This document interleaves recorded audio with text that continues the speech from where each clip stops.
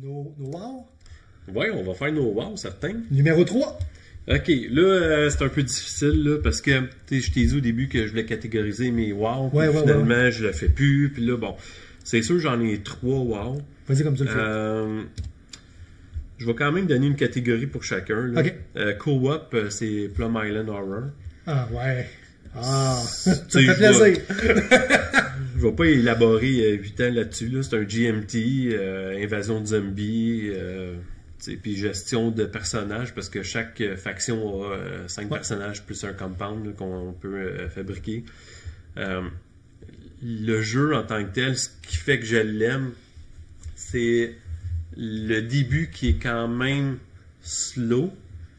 Toi, tu te dis, ah mon Dieu, tu sais, on fait quand même juste une action, mais il n'y a pas tant de zombies qui s'en viennent. Plus les journées avancent, plus tu peux faire d'action. Fait qu'à un moment donné, t'es comme en montée de confiance en disant, aucun problème, 3 actions pendant 2 rounds, 3 rounds.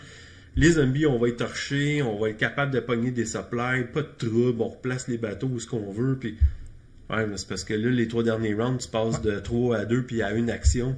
Puis, il n'y a rien qui pardonne à ce moment-là parce que t'as beau faire une action, mais les tokens de zombies, pas de zombies, mais bio-risque ou bio...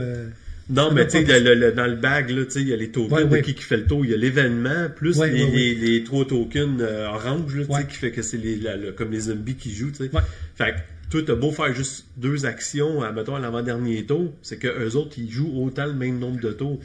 Puis après ça, ils font autant d'actions, en fait. Puis quand tu arrives au dernier tour, ben, tu fais une action, mais eux, ils en ont quand même 3, tu sais. Fait on a tout le temps eu cette montée en confiance-là pendant la game. Puis à toutes les games que j'ai joué aussi avec des gars à job, ça a été le même feeling. Ah, OK, au début, il me semble qu'on fait pas grand-chose. Ouais, mais tu vas voir, ça va changer. Là, vers la fin, on est full equipment, tu sais... on va nourrir nos bonhommes à chaque fin de nuit, au début de nuit, pas de trouble, pis ça. Les zombies, on a une réserve de zombies en masse, on la videra jamais. Et voilà, l'excès de confiance. Puis ça, c'est sans compter que les hyper zombies, là, fait que tu sais, à un moment donné, t'as l'abeille qui arrive, ça se promène, fait que tu protèges certains corridors, puis soudainement, soit qu'elle vient te piquer, ou elle déplace des zombies. Oui, elle se déplace. En tout cas, ils ont chacun leur capacité, soit d'attaque ou de déplacement. Ou sont plus forts. Oui, c'est ça. C'est un management supplémentaire par rapport aux petits hordes là, de zombies qui apparaissent. Fondamentalement, c'est un state of siege, parce qu'il faut que tu protèges. Ouais, c'est comme un tower defense. C'est ça. Sauf qu'au lieu que ça vienne comme nord-sud à sud-ouest, ben ça vient, c'est de protéger, dans le fond, là, on va dire la rive sud, là, parce que quand ils sont rendus Ouais, c'est ça, parce qu'il va y avoir des overruns. S'ils atteignent la rive en bas, ben là, il y a un overrun de zombies, puis là, ben évidemment, la traque d'overrun va monter, puis... Fait que, c'est... comme je t'ai dit, là, je veux pas... J'en ai déjà dit assez, là. Plum Island Horror, pour moi, là, c'est le jeu qui est traître sur le ressentiment que tu as pendant le game. Tu pars, ok, c'est correct, tu montes en confiance, tu fais il n'y a rien là. À la fin, man, tu te gruges les ongles en disant fuck, qu'est-ce qu'on va faire pour s'en sortir? Puis on s'est fait avoir tout le temps, soit parce que justement l'overrun était busté, ou la Biohazard avait monté aussi, la track elle avait monté au complet. Pourtant, on a tout le temps sauvé les civils du jeu. T'sais. Ça, beaucoup de gens disent comment qu'on fait pour augmenter la difficulté du jeu. On sauve toujours tous les civils. Je me demande si les gens comptent pas la fin de game au moment quand tous les civils sont faits. Clear, c'est beau. Non, mais je pense que thématiquement... Faut que tu fasses les 9 rounds au complet. Le but du jeu, c'est ça. Parce que les secours n'arriveront pas avant la fin du 3e jour. Donc, exact. Si tu arrêtes la game-là, essentiellement, tu as été overrun, puis il n'y a personne qui a été sauvé, ou il y a quelque chose qui ressemble à ça. Ben, écoute, je pourrais aller lire... Moi, je suis pas quelqu'un, justement, qui m'informe tant d'un forum puis de ça. Là, je vis mon expérience. Je vais aller lire un peu sur qu'est-ce que les autres ont vécu. Mais oui, celle-là, je l'ai entendu, sur le fait que c'était un peu trop simple. Ben, tant mieux pour eux. Ils ont vraiment gagné toute leur game, là, mais moi, je n'ai pas gagné une. Puis en même temps, ça me dérange pas en tout parce que le défi est là. Ouais, ça a été une de mes belles expériences coop à découvrir. Puis là, notre première game était difficile. Tu venais encore là juste de l'avoir. Fait que le temps qu'on s'habitue avec, la deuxième a été plus intéressante. tu sais que j'aime ça, faire un peu de Brainiac, c'est Herman Lootman qui l'a fait. C'est lui qui a fait Dawn of the Zeds, entre autres, qui est très connu, surtout chez les soloistes là, de Victory Point.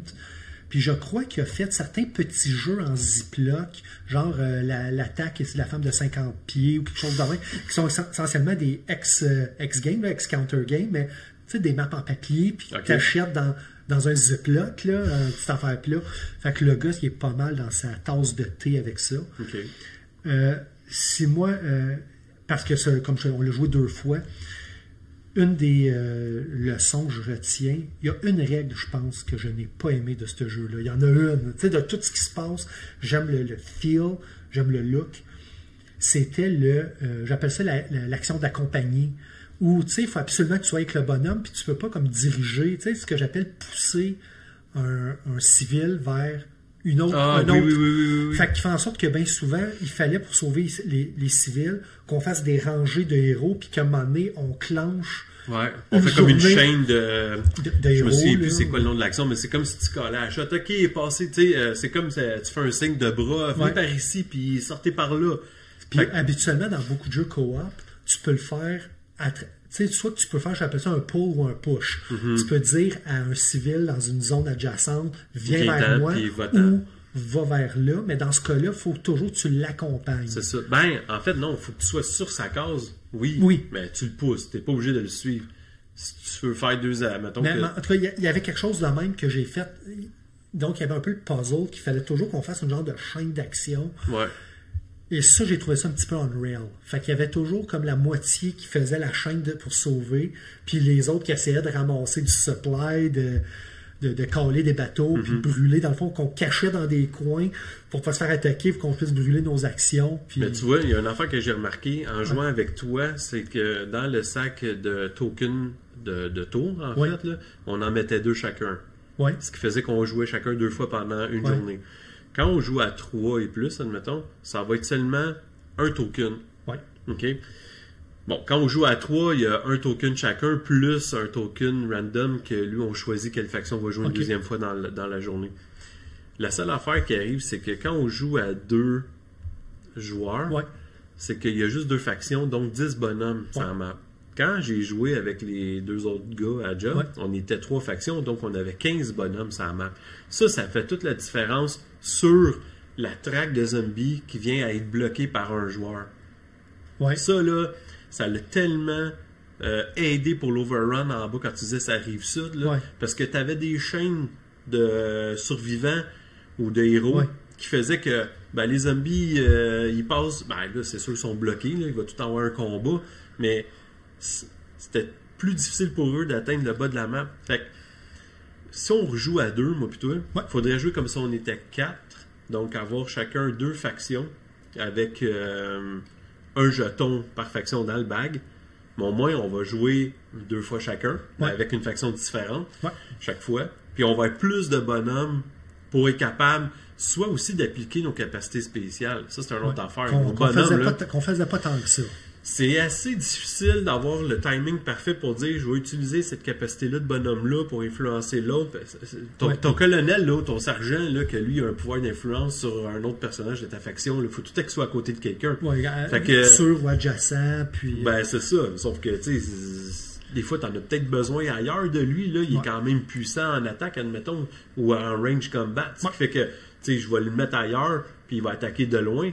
Mais là, c'est parce que j'en ai besoin pour upgrader le combat d'un autre bonhomme de cette faction-là. Fait que... Ça, c'est le défi de ce jeu-là quand même, c'est que je pense que t'en as 5 bonhommes par faction, puis genre, il y en a 3, je pense qu'ils ont toutes une particularité. Ils ont toutes une... Sauf le leader, que lui, c'est tout à la même affaire. Soit qu'il booste la capacité de mouvement de 1 ou la capacité d'attaque de 1. C'est à peu près grosso modo. Puis on oubliait souvent, on finissait nos games, puis on disait, calique, j'ai oublié que j'avais ce pouvoir-là. Puis si, à tel moment clé de la game, je l'avais activé. Ça aurait peut-être changé à la donne. Ça aurait changé à la donne. Ouais, je sais bien, mais tu sais, je fais confiance au designer qui l'a balancé comme il faut son jeu, mais que tu peux pas ne pas les utiliser pour te donner une chance. Puis c'est peut-être là où on a de la misère, qu'on dit, je ne sais pas comment... on se concentre peut-être trop à sauver les civils au début et à éviter qu'il y ait des hordes de zombies qui débarquent trop vite. Fait que, tu sais, on se concentre sur ces attaques-là, sur sauver les civils, faire la chaîne de de bonhommes pour être capable de les faire sortir par le pont sur le côté de la map. Ouais, probablement que c'est plus un jeu d'échecs que faut que tu places tes bonhommes aux bonnes places, là tu utilises leur capacité, puis voilà, là, tu sais. C'est sûr qu'il faut en jouer plus. Mais écoute, tu ne voulais pas en dire gros, mais ça a été parce que selon on l'a joué ensemble, là, fait que je voulais mettre mon grain de sel. Parfait. Mon wow numéro 3, number 3. Ok, c'est bon, on va arrêter la joke. C'est un autre jeu pas connu. Je pense que la façon que je l'ai découvert, c'est parce que j'ai vu la pochette genre sur une boutique de jeux, puis j'ai vu que c'est en spécial, genre à 40$. Puis bon, je vais aller voir c'est quoi. Ça s'appelle Shadow Network. Un jeu qui n'est pas connu, qui n'a pas eu de buzz, rien. Puis que je l'ai joué une fois multiplayer, puis la personne m'a dit devant, c'est un jeu qui est le fun, mais j'ai l'impression que j'ai joué tout seul pendant 1h30, qui fait en sorte que pour les soloistes, je ferais 2 thumbs up, mais pour du multiplayer, je ferais un thumbs up et un thumbs down. Mais donc, pour moi, ça a été très fort. C'est un worker placement et un resource conversion.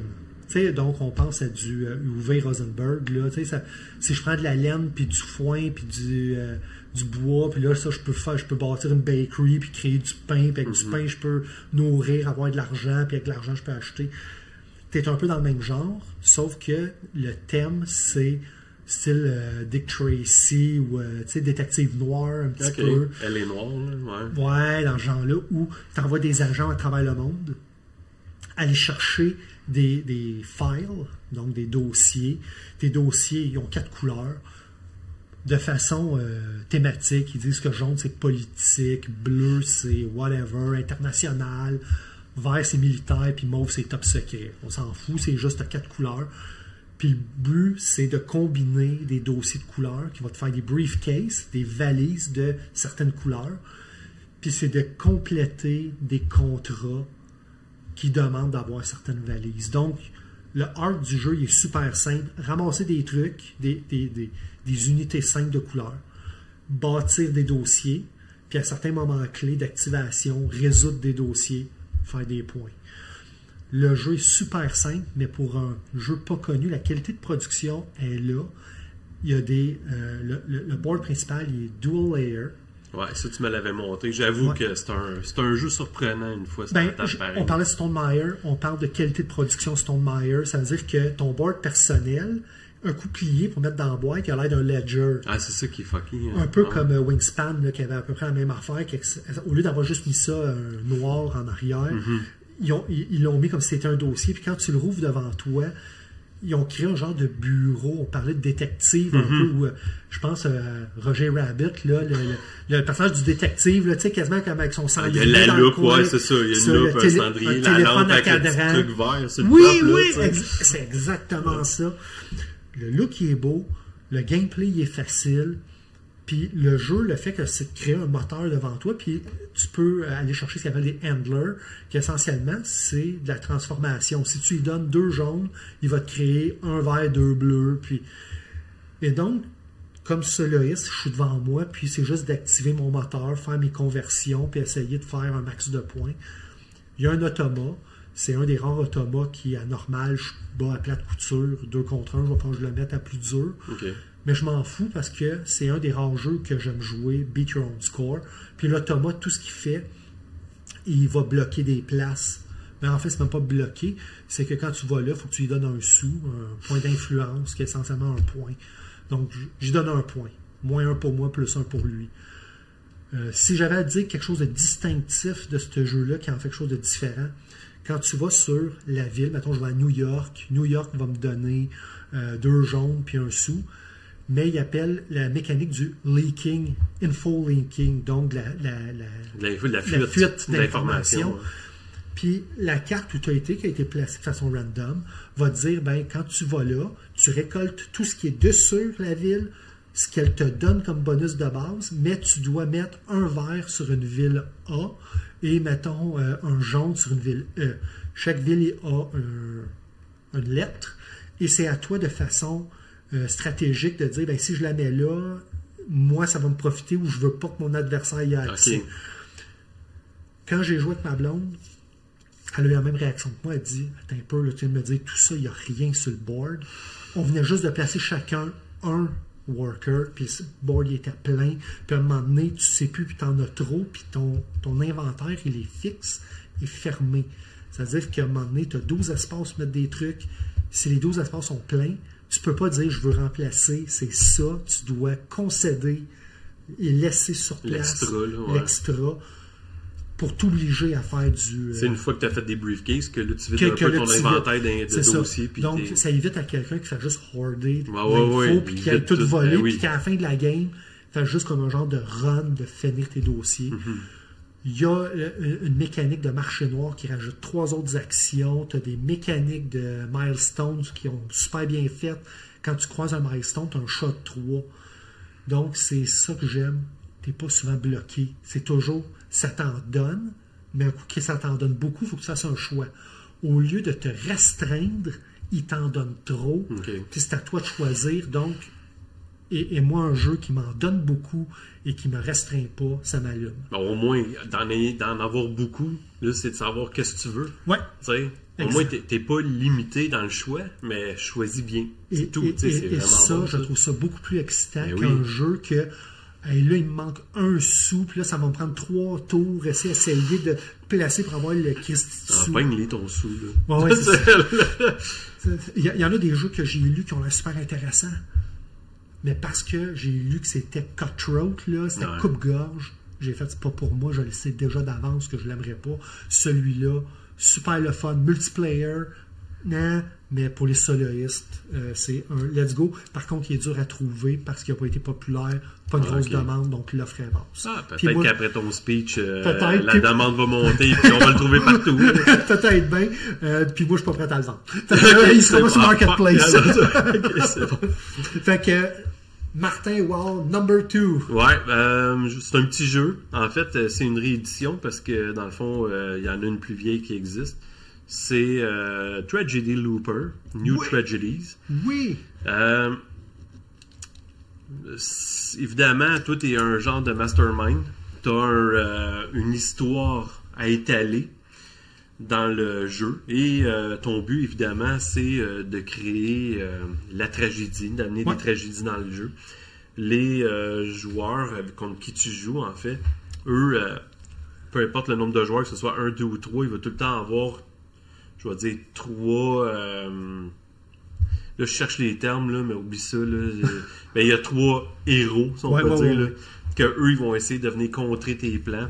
Puis si ils sont capables de faire en sorte qu'il n'y ait aucun loop qui se fait, ben c'est une fin heureuse pour tous les citoyens, tous les personnages que ça map. Et ils vécurent heureux, ils eurent beaucoup d'enfants, si on peut dire.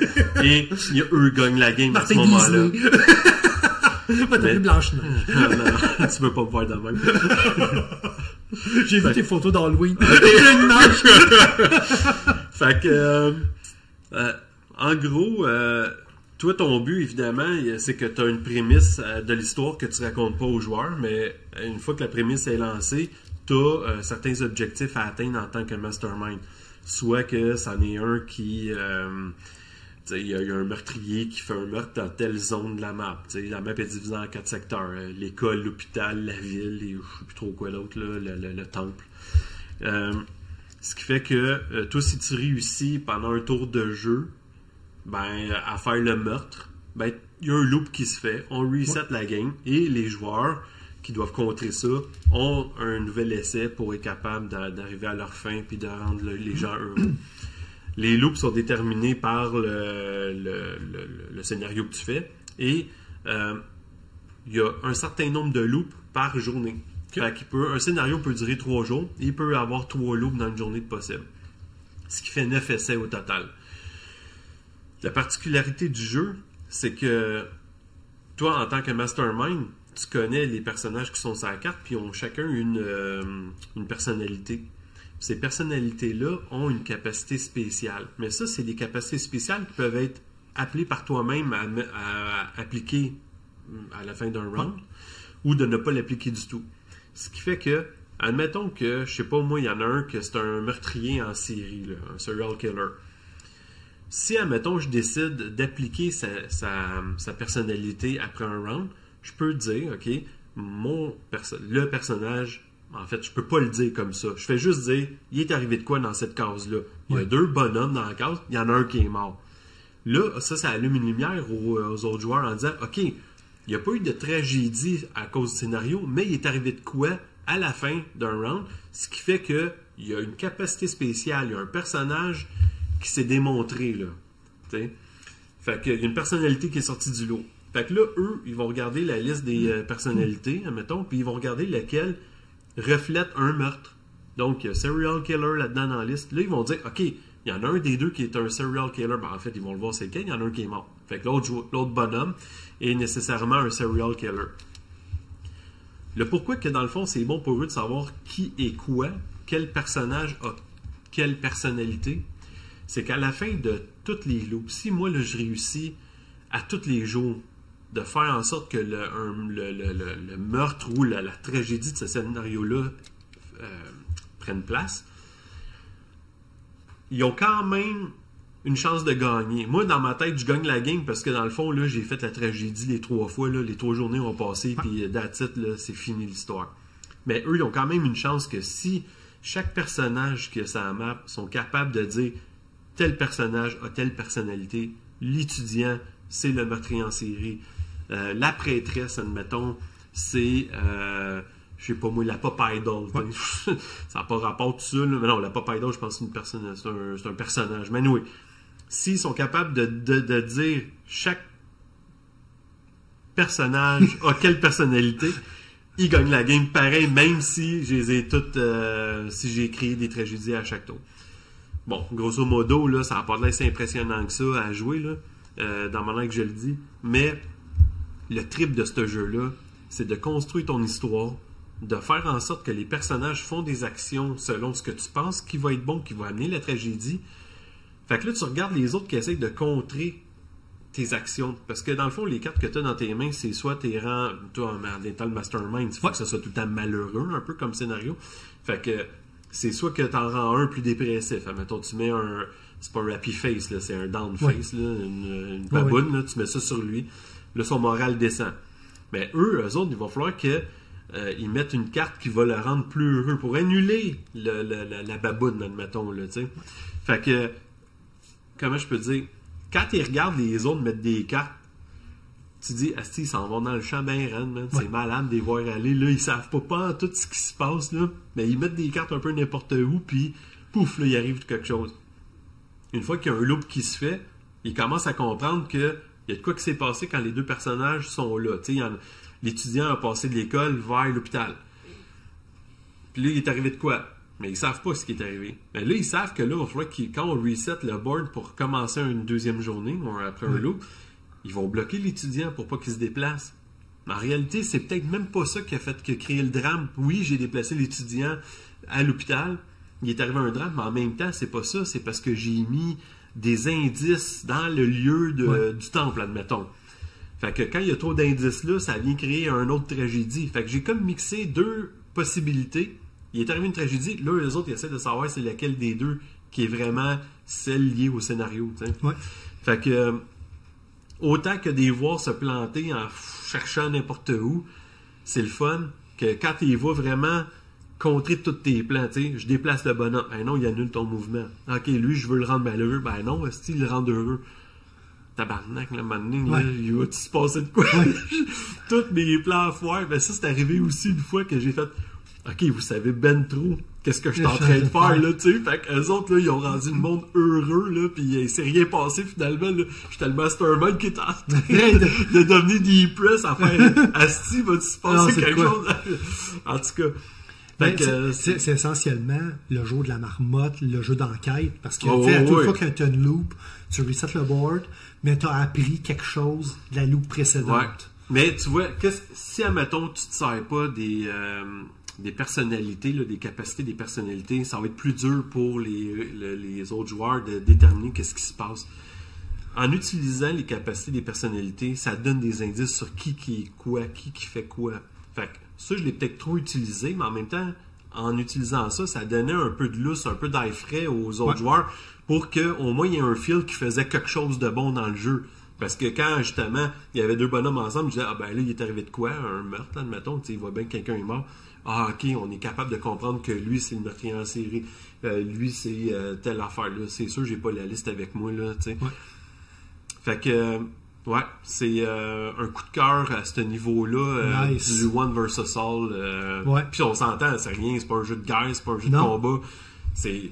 T'essayes juste de foutre la merde, puis eux sont là pour essayer de contrer tout ça, c'était écœurant. Puis il y a quelque chose un peu, on dirait, animé, et dans la façon que c'est dessiné, si je me rappelle bien. Ouais, c'est comme du manga un peu. Ouais, c'est ça, puis dans le feel. Fait que de ce que tu m'as montré, parce que ça, j'ai hâte de l'essayer avec toi. Ok, ben en tout cas, c'est... Ouais. Tragedy Looper numéro 2 pour Martin. Mon numéro 2, un jeu, c'est un gateway game, ben un gateway plus. Okay. C'est un jeu qu'on a essayé ensemble. C'est un jeu qui est hautement imparfait, mais tantôt on a parlé de, avec Dwelling, j'ai parlé de valeur versus l'expérience. Ça, pour 25$, là, j'ai plus que ce qu'il me faut. C'est le designer, c'est une équipe, c'est Prospero Hall. C'est eux qui ont fait Horrified, le premier.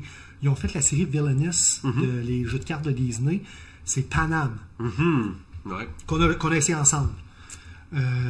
Panam, pour un Gateway Plus, c'est un jeu aussi que tu as du bidding, tu as un jeu d'encan, tu as du route building, tu as de la gestion économique, puis tu as le concept d'acheter tes points. Donc, tu ne fais pas des points, il faut que de façon consciente, tu laisses aller de ta trésorerie, finalement, du cash, qui au lieu de le garder dans ta banque pour le prochain tour, tu dois dire, je dois acheter des actions qui montent ou qui descendent, donc tu as aussi le concept des stocks. Donc, des actions, là, il ne faut pas mélanger les actions stocks et les actions qu'on peut faire. Donc, on va le dire en anglais avec les stocks. Beaucoup de concepts funky pour un Gateway Plus game avec lequel j'ai joué avec mes parents qui ont essayé, que certains concepts ont été un petit peu difficiles à apprendre, mais avec lequel j'ai toujours eu beaucoup de fun, même s'il est hautement imparfait, puis la game qu'on a joué ensemble, on a failli casser le jeu. Parce qu'à la fin d'un tour, il y a la phase d'expansion de Panam. Panam, c'est la fameuse compagnie d'aviation qui a été, entre autres, très très forte dans les années 80. Là, puis je pense qui a été très forte et qui a mouru aussi. Ou même, je dirais peut-être plus 60, 70, puis je pense 80. Ils ont pas mal tombé. Puis il y a une phase d'expansion qui roule avec un dé. Puis la game que je jouais avec Martin, à toutes les fois qu'on roulait le dé, essentiellement, ça nous permettait d'annuler le dernier move, de faire de l'argent. Fait que j'ai gagné par un point. Donc le jeu n'a pas eu le tug of war qu'on a habituellement avec le côté aléatoire du dé. Je veux pas aller plus loin, mais écoute, c'est un jeu qui est bien fait, qui est simple à apprendre. Je pense que c'est Funko. Donc, tu sais, c'est toute la gang Ravensburger, puis tout ça. Donc, des jeux qui sont... Tu sais, exemple, le board, ben, tu as l'espèce qu'on appelle en anglais le crease dans le milieu. Tu sais, le bout, c'est juste le tape dans l'avant, le tape dans l'arrière, puis il n'y a pas de carton dans le milieu. Là. Fait que tu sais, quand tu viens pour le plier, tu sais même plus de quel bord il faut que tu le flippes, parce que ça finit par déchirer, cette histoire-là. Mais tu as des mini pour les avions, c'est des modèles, c'est pas juste des cubes, c'est pas des tokens en carton, c'est des modèles en plastique, 3 dimensions. Les tours d'aéroport, c'est des modèles en plastique en 3D. Ça, là, je me suis fait avoir avec le placement des taux. Puis toi, tu m'avais bloqué, je pense, à Miami, je suis plus sûr. Là. Puis je venais pour en mettre une, puis c'est toi qui l'as mis avant moi, puis ça a fait que ta route avait là, je sais plus combien. Ouais. Moi, je me suis planté. Ben, je pense que tu as gagné par ce move-là. Mais ça a été quand même assez mémorable pour moi, là, comme expérience de jeu. Puis comme tu dis, Gateway, je suis bien d'accord. C'est sûr que c'est Gateway, mais il faut qu'il y ait quelqu'un qui le connaisse bien. Ouais. Tu sais, ça peut pas être... Moi, je pense que c'est pas un premier jeu que tu achètes quand tu tombes dans le board game. Là. Il est quand même simple, là, c'est sûr, mais côté stratégique, c'est là le plus, je pense. Puis c'est vrai, puis en plus, on parlait de ce qu'il y a, j'ai parlé du betting, j'ai parlé de auction, là, route building et compagnie, stock. Mais tu as aussi le concept des cartes d'événements qui vont créer quelque chose. Donc, quelqu'un qui ne connaît pas le AB, il va tomber en bas de sa chaise, il va faire attends un peu, là, le jeu il fait tout ça, mais je dirais que c'est comme un jeu après Ticket to Ride. Ouais.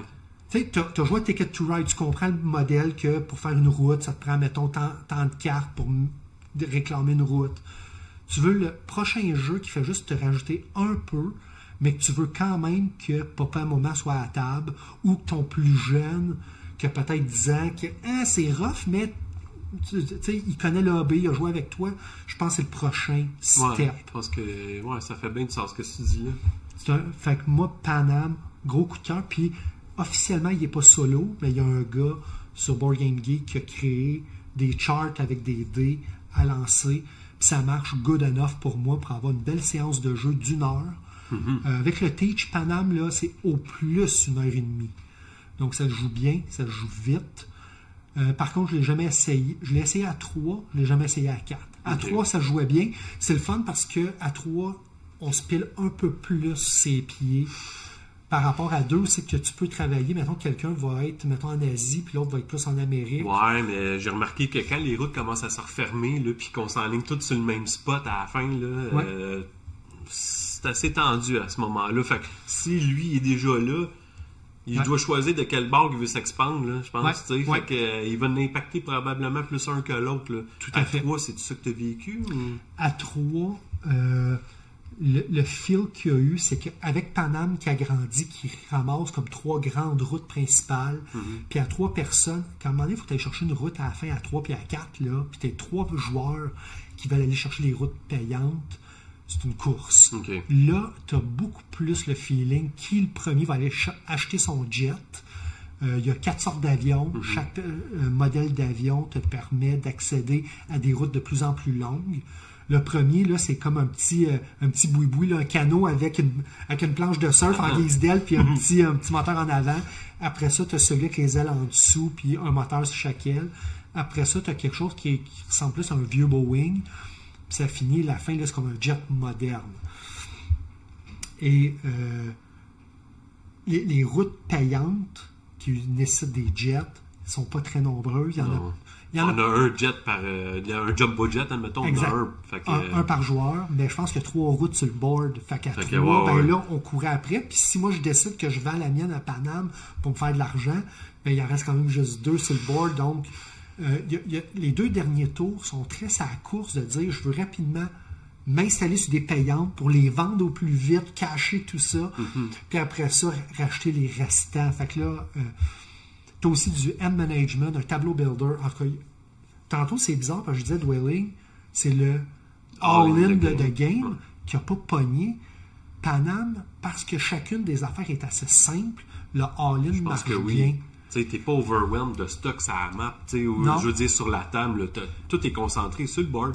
Puis chaque élément, ben, ton tableau builder, la règle la plus compliquée, c'était de caler une route parce que tu as un mix and match de 4 stratégies. C'est la règle la plus compliquée, puis elle ne fait pas une page. Ben, rajouter un aéroport, je pense que c'est même pas 5 lignes de règlement. Tu le prends, tu le mets où tu veux, fuck ta main. Tu parles de tableau builder, là. Ah oui, il est petit le tableau, là. Je le cherche là, quand tu me parles. Là, je me souviens même pas d'avoir eu à gérer ça. Peut-être juste le principe des avions. D'en switcher, d'en remplacer 2 pour en avoir un plus gros. Je sais plus trop c'était quoi. C'est rien de créer ton parc d'avions, en fait. Là, puis après ça, d'aller acheter des routes qui vont avec ces avions-là. Fait que Panam, là, dans un jeu accessible, bien produit pour la valeur, quand tu rouvres la boîte, tu n'as pas l'impression d'avoir été volé. Très bien produit, intéressant, facile d'entrée pour du 10 à 80 ans. Gros A. Non, c'est bon. J'aime pas ta dernière phrase.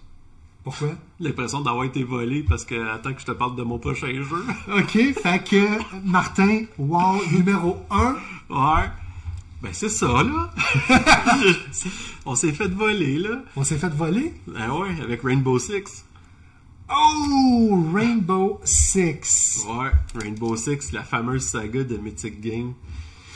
J'embarquerai pas dans l'histoire, là. Je suis ici pour parler du jeu. Ouais, mais avant, peut-être, on veut pas tomber dans toute la saga de l'argent plus, mais long story short, mettons en 30 secondes ou moins, ça a été comment ton expérience nerveux? Ben non, pas nerveux. Je veux dire, tu sais, je regardais les feeds, là, puis le monde qui comment tu sais, le fil de commentaires, puis tout le monde chialait, puis c'est sûr que c'était la panique totale parce que tu as investi 300$, puis Pouvez-vous nous envoyer encore 150 pour finir? C'était surtout que ceux qui n'envoient pas le 150 n'auront juste pas le jeu. Là, puis ils vont perdre le 300$. Puis...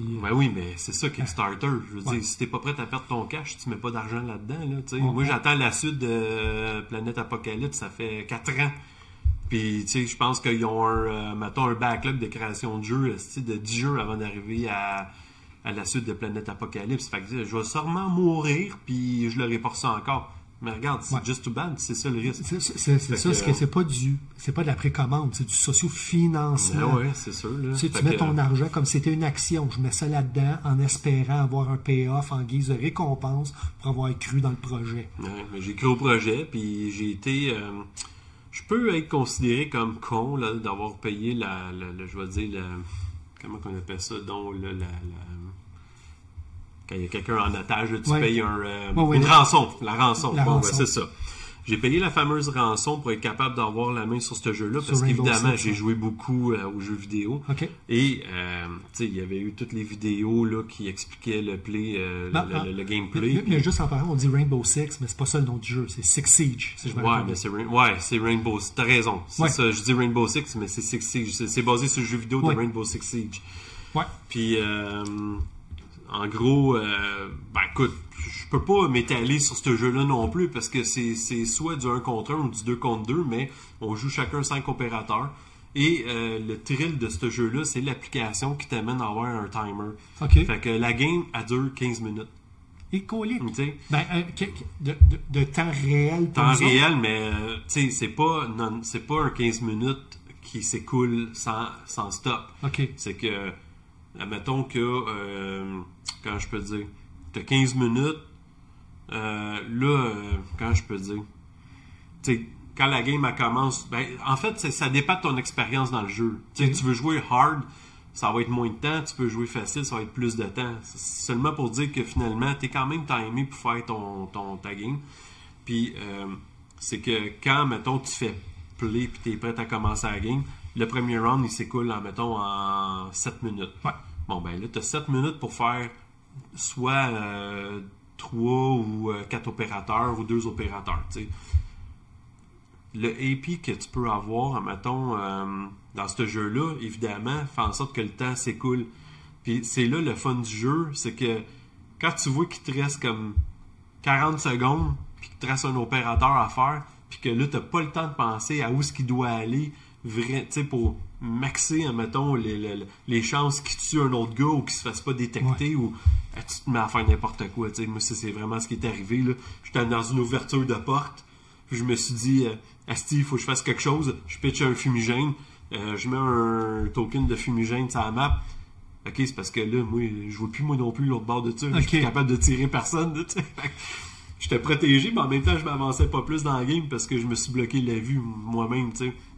Fait que c'est j'aime l'idée que les défenseurs ont 2 tokens qui déterminent leur personnage, ce qui fait que dans le fond, quand tu fais la mise en place, je sais pas moi, Castle, il y a 2 tokens de Castle, il y en a un que c'est évidemment lui, quand tu surveilles le token, il y a sa face, mais l'autre il y a un X, mais moi je ne sais pas c'est lequel. Fait que lui il met 2 jetons sur la map, fait que quand je veux droner pour commencer à sniffer dans les pièces qui est où, puis qu'est-ce qu'il y a, je peux aller dans la mauvaise pièce. Je perds mon temps à aller taguer la mauvaise affaire. Évidemment, une fois qu'il révèle le token qu'il y a un X, ça veut me dire que l'autre token, c'est évidemment le joueur, le personnage. Fait que là, il le remplace pour la figurine, puis là, on le sait où physiquement maintenant, tu sais. Ouais.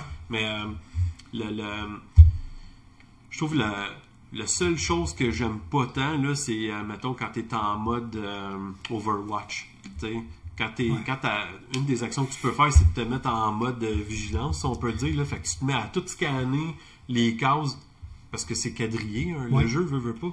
Où tu te trouves, t'as ta base de bonhomme, puis tu tires une ligne à partir de cette base-là, puis tout ce qui est en avant de ton personnage, là, t'es justement en mode surveillance. Fait que n'importe qui apparaît dans cette case-là, dans cette vue-là, qui est à portée, tu peux tirer dessus. Mais là, ça, c'est aussitôt qu'il met les pieds dans ta ligne de vue. Après ça, s'il fait une action puis il reste encore dans cette ligne de vue-là, tu peux le retirer encore. Fait que Je trouve que ça reflète bien le jeu vidéo. T'sais, normalement, là, 2 balles, t'es mort, mettons. Là, vraiment pas beaucoup de chance. J'ai joué à Vegas, j'ai pas essayé Siege. Oh boy, tu remontes à loin là, avec Vegas. Là. Puis, je rack encore ma PS3. Là, fait que... Non, mais aucun problème. Là, mais ça n'a rien à voir. En fait, Siege, c'est le seul jeu que j'ai connu qui ressemble à ça. OK. C'est vraiment un affront défenseur-attaquant, là, puis c'est pas sur une map comme Battlefield, où que ça te prend un hélicoptère pendant 20 minutes pour te rendre sur le Battlefield, justement, là. Tu traverses une rue, t'es rendu au building, pète une fenêtre, man, il y en a un l'autre bord de la fenêtre. Fait que, puis au niveau physique, c'est très bien représenté aussi dans le jeu. Tu pètes un mur où ce que là, il est cassable, admettons, là, évidemment, sur le board, le mur il est comme plein, là, même si c'est sur le flat. Mais une fois qu'il est brisé, là, tu as un token de mur brisé que tu mets là pour dire maintenant je peux passer à travers. Ça reste un obstacle, c'est un mouvement de plus passer à travers cet obstacle-là. Mais au moins, là, j'ai comme un raccourci de passer à travers. En guillemets, tu as créé une porte. Là. Oui, voilà, une brèche pour passer. Fait que c'est sûr que là, tu sais, j'ai acheté la boîte de base, les personnages, toutes les saisons, toutes les maps, tous les cossins. J'ai aucunement passé à travers tout ça. Là, en réalité, j'ai joué 2 fois tout seul, les 2 côtés, autant attaquant que défenseur. T'as une palette de 45 pieds qui vient de livrer un jeu. Là. Ouais, c'est quasiment ça, là, mais c'est sûr que j'aimerais l'avoir plus souvent sur la table. Ça reste un jeu avec beaucoup de stock. Fait que, tu sais, de tout sorter, puis d'être capable de tout mettre en place. Puis ça, c'est qu'une fois que la game est finie d'être placée, là, faut que tu joues, tu sais. Puis t'as pas du mobilier en 3D là-dedans ça, aussi? je l'ai pas, mais tu sais, ouais, il y a 3D, je l'ai en cardboard, là. Oui, c'est ça. Mais ils ont une boîte d'extension avec le 3D print, là. OK. Mais toi, tu l'as en carton, genre si t'as un îlot dans la cuisine. Il est là. C'est ça. C'est des obstacles que tu peux passer par-dessus ou que t'es comme un peu protégé quand t'es à côté, quand tu te fais tirer dessus. Fait que le feeling est très bon.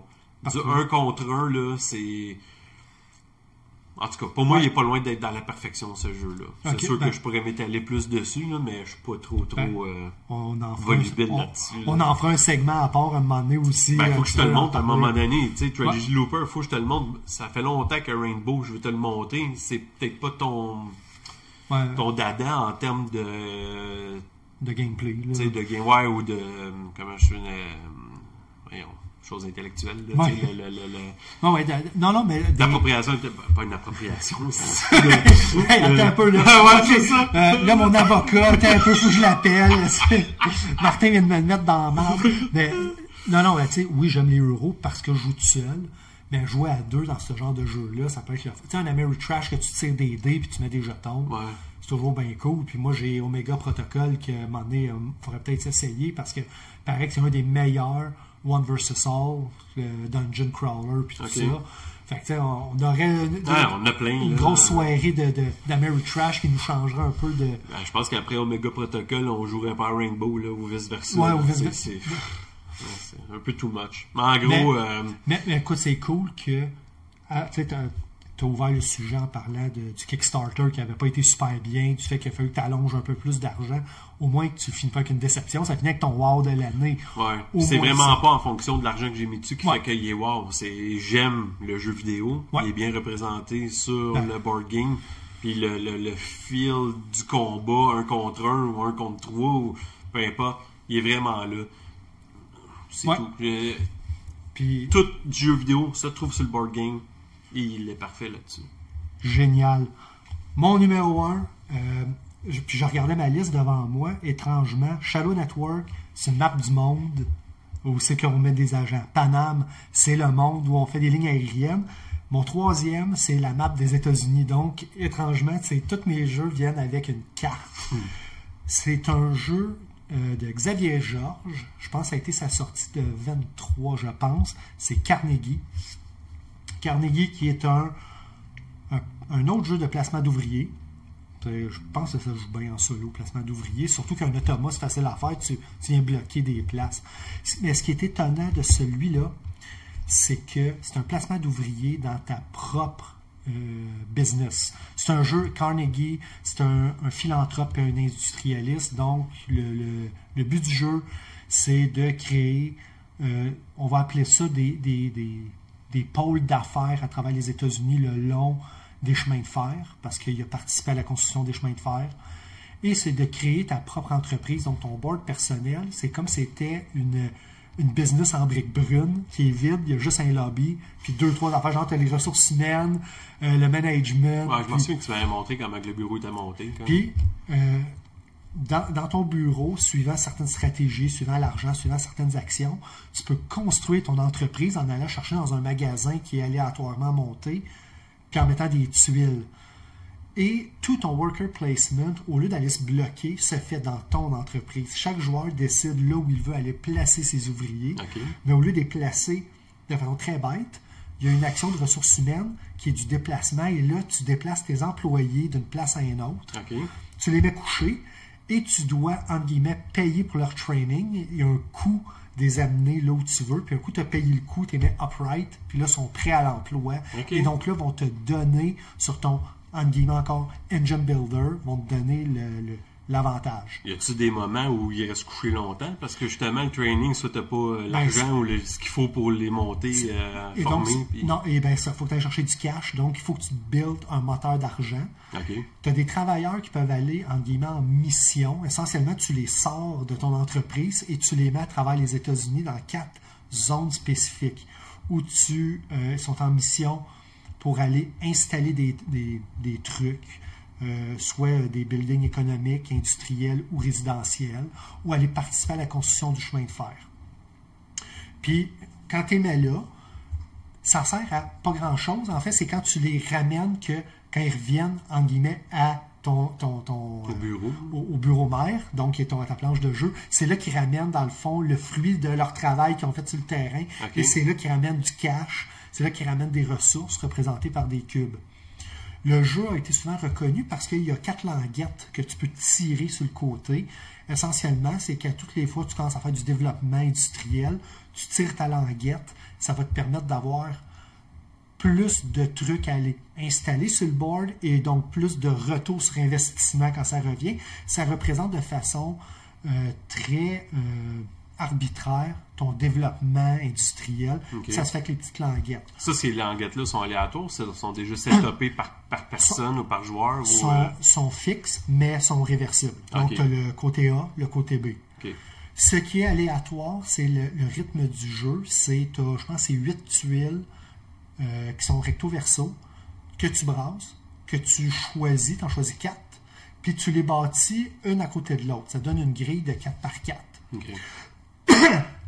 Et toi, à ton tour, la façon que tu inities un tour, c'est que tu prends un pion qui est essentiellement comme un gros engrenage que tu vas mettre là-dessus, dans cette grille-là, et ça doit avancer d'un step. Les 4 lignes, c'est les 4 actions primaires du jeu. Donc, tu viens de définir, j'ai fait telle action, mais là où tu mets ton engrenage, donc au début, tu n'as pas le choix, c'est colonne 1, colonne 2, colonne 3. Ça va de façon itérative. Ça va dire, est-ce que tu veux faire un don, parce que, compte tenu que c'est un philanthropiste, donc, est-ce que tu veux te débarrasser d'une partie de ta trésorerie? On revient un peu au concept de Paname. Donc, je sors de l'argent pour aller faire un don. Et le don, essentiellement, c'est des bonus de fin de partie. Okay. Ou bien donc, ça dit, je crois que ça va être comme, soit dans la ville où tu as un bonus d'action, là, il y a un petit tweak là-dessus. Mais ça donne, des fois, tous tes dons vont tomber au début de la partie, des fois plus à la fin. Donc, si les dons sont tout au début, tu n'as pas de trésorerie, fait que tu n'en feras pas, donc tu n'auras pas beaucoup de points de fin de partie. Ils sont tous à la fin, tu peux te préparer et commencer à bâtir. Ça, tu le vois dès le début de la game. Là. Ouais, tu sais que ça va se trouver. Tu sais que le rythme du jeu va être comme ça. OK. Et donc, là, tu peux voir, OK, qu'est-ce qui fait que c'est aléatoire? C'est que quand moi, c'est mon tour, je décide que j'active telle action, c'est ça que je veux faire. Mais toi, quand ça va être à ton tour, tu vas décider que c'est ça que tu es rendu. Et vas-tu choisir l'action de ressources humaines? Mais tu sais que ça va me planifier. Tu vas peut-être prendre ta deuxième meilleure action qui, quand tu vois l'état de mon board, je ne suis pas prête à aller là parce que je n'ai pas d'argent à faire un don, parce que je ne suis pas prête à faire du développement commercial. Donc, il y a aussi, on a parlé tantôt dans une de nos discussions pas du hate draft, mais du hate picking. Là, on en a parlé. Je pense que c'était avec, quand j'ai parlé de Nova Roma, là aussi, tu peux dire, je ne prendrai pas ma meilleure action parce que je sais qu'elle est bonne aussi pour mon adversaire. Je vais prendre ma meilleure deuxième action, parce que je sais qu'elle est la pire pour mon adversaire. Donc, il y a un petit peu un jeu de souk à la corde. Okay. Des 3 que j'ai présentés, ça a été peut-être mon plus gros, mon plus connu. Mais ça aussi, du moment que j'ai saisi le truc du timing sur cette petite matrice-là de 4x4, le jeu a passé. Le jeu finit toujours pareil. Il y a une tuile pour fermer le carré. Il finit toujours pareil. Donc, essentiellement, c'est un jeu de 20 tours. Okay. Le mode solo pour les soloistes est super bien fait avec une question de sélection de cartes. Puis, grosso modo, si le AI peut faire son action, il le fait. Puis, ça va lui donner les points de l'action. Puis, sa carte rapporte 0. Mais s'il ne peut pas faire, puis souvent, il y a comme plusieurs choses qui peuvent descendre, à chaque truc qu'il ne peut pas faire, ça augmente de 3 points. C'est tout DC. Oui, c'est ça. Donc, le premier, peut-il faire ça? Non. Ben, je passe au deuxième, puis après ça, cette carte-là vaut 3 points. Okay. Il peut-tu faire ça? Non. Ben là, il passe à 6. Alors, c'est super bien fait, c'est simple à faire. Puis, le but, c'est de faire une course de points, puis de bloquer des choses sur le board. Encore là, comme soloiste, il est dur un peu, mais il se joue très, très bien. Donc, c'était mon wow numéro 1 de cette année. All right.